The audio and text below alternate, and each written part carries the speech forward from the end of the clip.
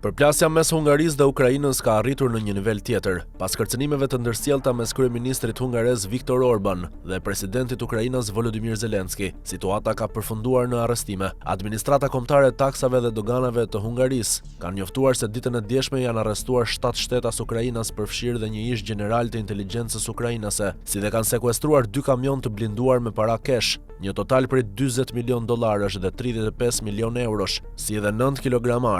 2 kamionet ishin nisur nga Austria, më pas do të kalonin tranzit në Hungari dhe do të përfundonin në Ukrainë. Autoritetet hungareze kanë deklaruar se kjo masë është marrë si shkak i dyshimeve se kjo është një skem pastrimi parash. Administrata kombëtare e taksave dhe doganave po kryen procedura penale në ndyshimin për pastrimin e parave. Më 5 mars 2026 ajo arrestoi 7 shtetas Ukrainës, përfshirë një ish gjeneral të inteligjencës ukrainase dhe 2 kamion të blinduar me para që dyshohet se po transportonin një total prej $40 milion, 35 milion eurosh dhe 9 kg ari nga Austria në Ukrainë. Vetëm këtë vit më shumë se $900 milion amerikan, 420 milion euro dhe 146 kg lingota ari u transportuan përmes territorit hungarez në Ukrainë. NAV po kryen hetime në përputhje me aktin e procedurës penale, me ndihmën e qendrës kundër terrorizmit. Administrata kombëtare e taksave dhe doganave njoftoi menjëherë shërbimin konsullor ukrainas kur filloi procedura, por deri më sot nuk është marrë asnjë reagim nga shërbimi konsullor. Qendra kundër terrorizmit pastisi 2 furgonët me para kesh dhe me targa ukrainase në një pikë karburanti në autostradën M5 gjatë ditës së njëjtë.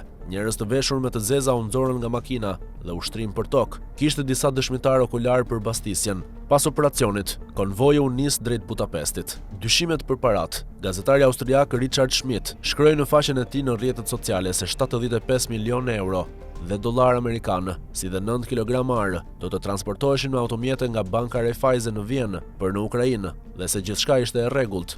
Sipas tij, Viktor Orban e ndaloi dërgesën e arit për në Ukrainë pasi mori kërcënime me vdekje nga ana e Zelenskit një ditë më parë. Por një youtuber ukrainas, Anatol Lishari, ka hedhur dyshime mbi sasinë e sekuestruar të parave. Ai thekson se sasia e kapur nuk ishte tamam e zakonshme dhe Viktor Orban e dinte këtë. Sipas ukrainasit, ato para dyshohet se ishin të Zelenskit, por pasi disa hulumtimeve, rezulton se ato u përkisin kolegëve të tij europian. Ai theksoi se Orbani ka nervozuar shumë njerëz në BE me këtë goditje dhe shtoi se jemi fare pranë shpërthimit të një skandali të madh. Jam i bindur se parat ishin të Zelenskit, një lloj abuzimi. Megjithatë, sot mora informacion se parat nuk i përkisnin Zelenskit, por kolegëve të tij evropian. Historia është plotësisht fantastike dhe dje më dukej realiste.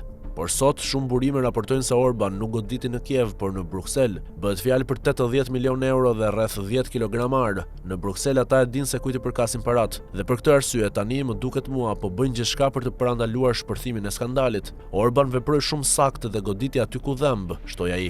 Reagimi i Ukrainës. Ukraina e ka quajtur arrestimin e 7 qytetarëve të saj si pengmarrje. Ministri i jashtëm Ukrainës deklaroi se autoritetet hungareze kanë marrë peng praktikisht 7 qytetarë Ukrainës në Budapest. Ukraina pretendon se ata ishin punonjës të bankës shtetërore Oshad Bank dhe se po transportonin para të gatshme midis Austrisë dhe Ukrainës kur u arrestuan. Ata shtuan se vendodhja e tyre mbetet e panjohur.